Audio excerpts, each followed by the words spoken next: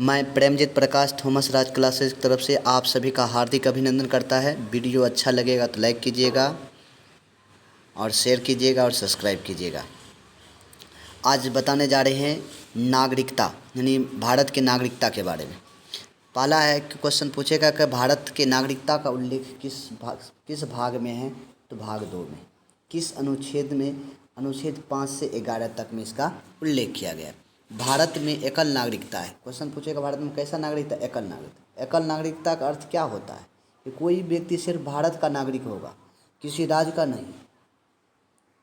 America में कैसी नागरिकता है? दोहरी नागरिकता। क्वेश्चन पूछेगा अमेरिका में कैसा नागरिकता? दोहरी।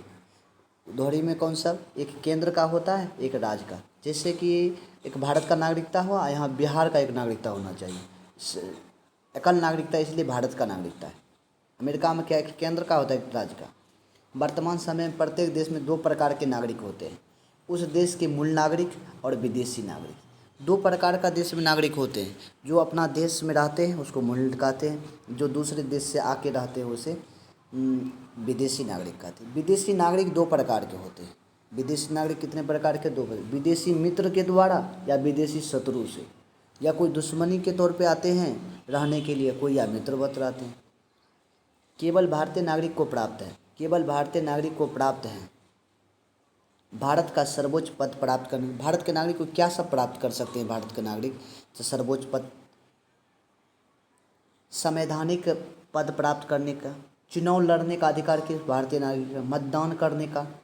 भारतीय संविधान के अनुच्छेद 15, 16 भारतीय संविधान के अनुच्छेद 15, 16, 19, 29 और 30 के अनुसार प्राप्त सुविधाएं हैं। सिर्फ भारतीय नागरिक को यह 5 अनुच्छेद जो है इसका मतलब कि लाभ मिलेगा। भारतीय नागरिकता का समर्थन कानून बनाने का अधिकार किसको है? कोई नागरिकता के बारे में कानून कोई बनाएगा, क्या कौन बनाएगा? सांसद को है। संसद के नागरिकता संशोधन अधिनियम 1955 में पारित किया गया अधिनियम के अनुसार भारत में 5 प्रकार की नागरिकता ली जा सकती है। 5 प्रकार के आधार पर भारत में नागरिकता होता है। जन्म के आधार पर, वंश के आधार पर, पंजीकरण के द्वारा, देशीकरण के द्वारा, भूमि अर्जन ग्रहण के द्वारा, या भूमि खरीद करके हम रह सकते हैं। नागरिकता का अंत कब हो सकता है? किस स्थिति में भारत का नागरिकता समाप्त कर दी जा सकती है?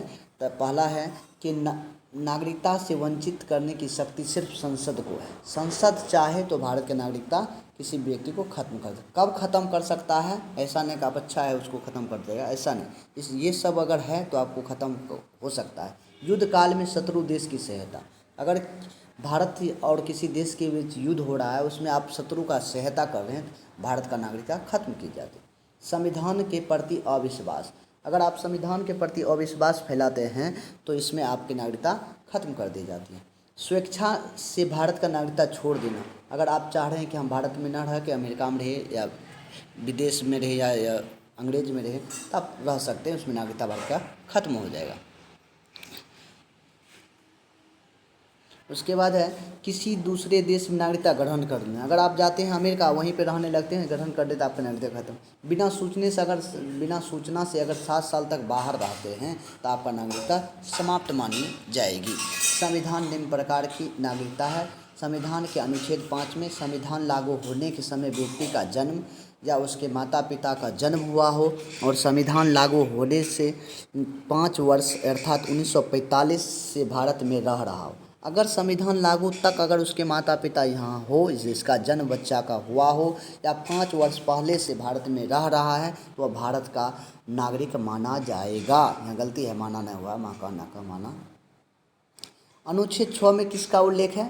पाकिस्तान से भारत आने वाले व्यक्ति की नागरिकता। अगर कोई व्यक्ति पाकिस्तान से भारत आ रहा है, वह उसको नागरिकता मिलेगा किस अनुच्छेद के अंतर्गत? 6 के अनुच्छेद के अंतर्गत। अगर कोई व्यक्ति, अनुच्छेद 7 में किसका उल्लेख है? भारत से पाकिस्तान जाने वाले, अगर भारत का व्यक्ति है, वो सोचेगा हम पाकिस्तान में रहे, कुछ समय बाद पाकिस्तान से भारत के लौटने की व्यक्ति की नागरिकता संबंधी प्रावधान है। आप जाइए पाकिस्तान में रह सकते हैं, कुछ दिन के बाद आने का, ये सब इसका वर्णन किया गया है भारतीय संविधान के अनुच्छेद 7 में। अनुच्छेद 8 में क्या है कि भारत से बाहर रहने वाले व्यक्ति, अगर कोई भारत से बाहर व्यक्ति रह रहे हैं, इसके संदर्भ में नागरिकता संबंध प्रावधान है। अगर भारत से बाहर कोई व्यक्ति रह रहे हैं, कोई सूचना देकर रह रहे हैं, उसका सब के बारे में नॉलेज इसमें दिया गया, अध्ययन किया गया है।